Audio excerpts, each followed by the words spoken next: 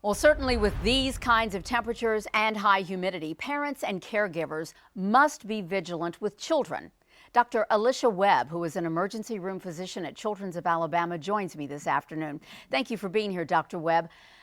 Thank you for having me. Good. Toddlers do get hotter than older children and adults, but they can't always say something in time, can they? That's correct. And so little kids have higher metabolism, so they're burning a lot more heat and making a lot more heat. And they also just can't get themselves out of those hot situations. This is especially true, I would imagine, of any young child's body in a car, because that body can heat up so much faster, for example, than yours or mine would. Absolutely true. And also, hot cars can reach dangerous temperatures in even as little as 5 minutes.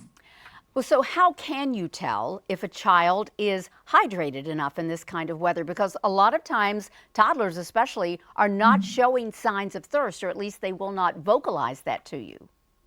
Right. Well, one thing for children of all ages is making sure that they're drinking water before, during, and after exposure to the heat or activity. It can be really hard to tell. And also, if you're waiting until they're thirsty, you've waited too long. And boy, when you're talking about waiting too long, we are talking about then heat exhaustion, possibly even heat stroke. Go with me, if you will, over the signs of what parents or caregivers should be looking for. Yeah, so heat illness is a spectrum, kind of starting with just feeling pretty tired, having a headache, can lead to upset stomach and vomiting, cramping, and then can really get into that more severe confusion, not acting like themselves, and into that heat stroke. So obviously the first thing you would do would be to call 911. While you're waiting on paramedics to arrive, what else could a parent or caregiver be doing? Right, trying to remove them from that heat source. So if there's a way to get into an inside place that's air conditioned, or at least into the shade out of that heat. Those are all wonderful words of advice. One other quick question. You hear a lot about putting children in hats, putting children in specialized materials that will help to keep the sun off of them.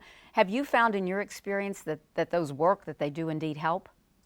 Sometimes it can limit a little bit of that sunburn more so, but the heat and particularly the humidity affects how your body is tolerating that heat. It's really just the exposure to it overall. Dr. Alicia Webb, we thank you for your information and for joining us this afternoon. Thank you.